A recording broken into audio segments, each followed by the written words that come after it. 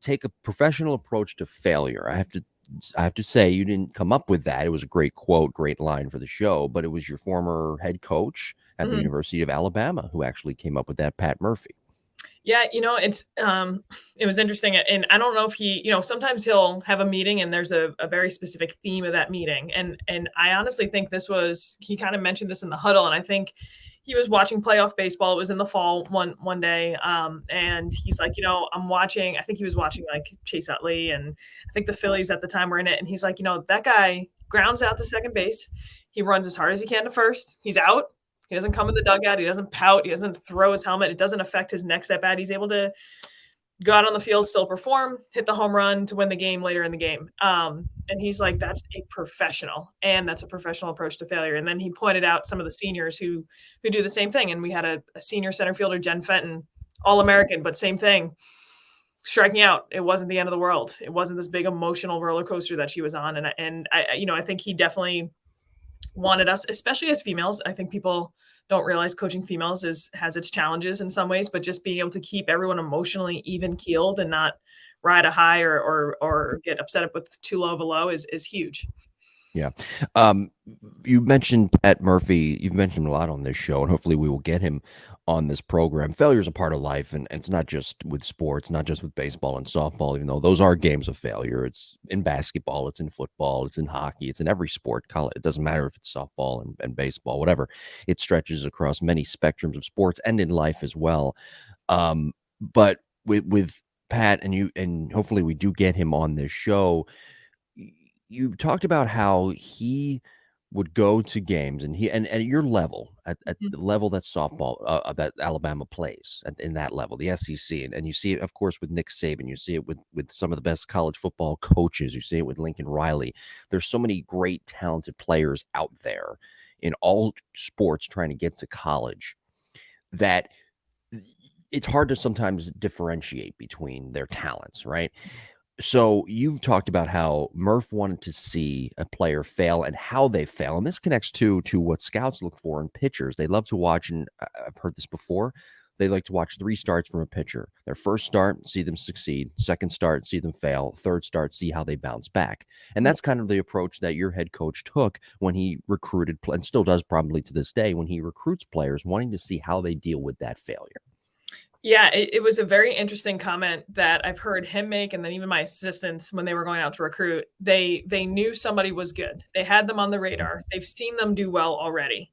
And they're like, listen, it's very easy to be the best teammate on the planet. It's very easy to be confident. It's very easy to do all these things when you're batting, having a great tournament, batting 6 for 8 and with two doubles. And they would go on to explain what's not easy and what's not human nature and what kind of goes against the grain. What makes you stand out is when you have that bad game, you have that bad tournament, you let your team down. Are you still a great teammate? Are you still exuding confidence? Are you still even keeled, or did you just completely transition as a player?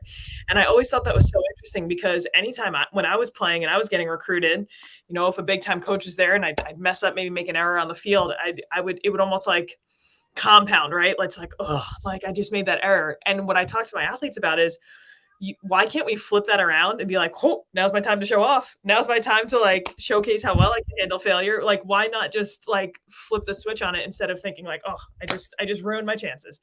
You might have just opened a door to showcase how much better you can be than anyone else. Right. I always, there. I love watching some high profile scouts, or excuse me, scouts, players getting scouted, and knowing that they're going to be first round draft selections, especially when they come out of high school.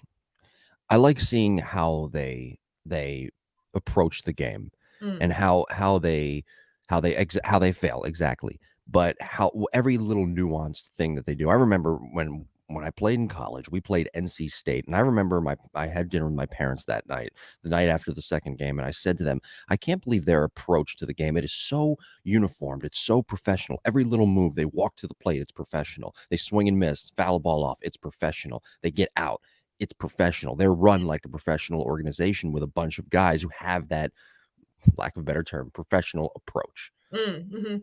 Yeah, and you know what? That's really where I think people think that there's these massive talent gaps between D1 and D2, or massive Mhm. talent gaps between the number 1 through 5 team in the country and the maybe 30 through 35, and it's not always that talent. It is everything else that they're doing. Maybe it's just they're doing everything just 1% better or 2% better, or they are, like you just said, they're viewing not just their time when they're in uniform or at practice as a professional, they're viewing their life outside as a professional, the sleep they get, how they even manage. I always said we need to be professional students because if we had a game on a Friday or Saturday, we can't have, and you had a test on a Friday, we can't have you up super late Thursday night studying, straining your eyes, being a zombie the next day. That does nothing for us as I get it, we're a student, but like we needed to manage our time to even study sooner and manage our sleep sooner so that we could still be successful in both areas of life. So yeah, it's definitely a mindset that how you do anything is how you do everything. That professionalism should exude and bleed into all these other areas of your life. It's funny because you can look at D1, D2, D3 type, and I'm just using baseball as an example. You can look at those players, and if you hear things through the grapevine, oh, they're getting scouted, or you see things on the internet. And yes, they're talented, but you always hear from opponents, oh, well, he didn't do this good or he didn't do this good. But the one thing that nobody ever talks about and says, hey, he takes a professional approach to the game. And Mhm. that's really what helps him stand out as a player. Because again, he'll get exposed at the next level if he's not good enough or his tools don't develop. But ultimately, and you've been around professional baseball players, in the end, it's Mhm. that maturity factor that helps them get drafted. Absolutely. I actually had this cool opportunity. I've talked about it earlier, where I was with the Boston Red Sox organization ran this really cool event where it was like a bunch of scout or potential scouted athletes in the area, and they played I think it was like a 13 or 14 inning against each other in August. And one of the guys playing on the Red Sox who's in the dugout was the Cape Cod League MVP. He like led the league in hitting that year. So everyone was really excited to watch him, very excited to, I talked hitting with him. And he hadn't played in, I think, a month. Hmm. And he goes up his first 4 or 5 times for an at bat and strikes out. I think he had 4 or 5 strikeouts. And I was so intrigued to watch how he handled it because everyone was watching. Everyone had this big expectation of him.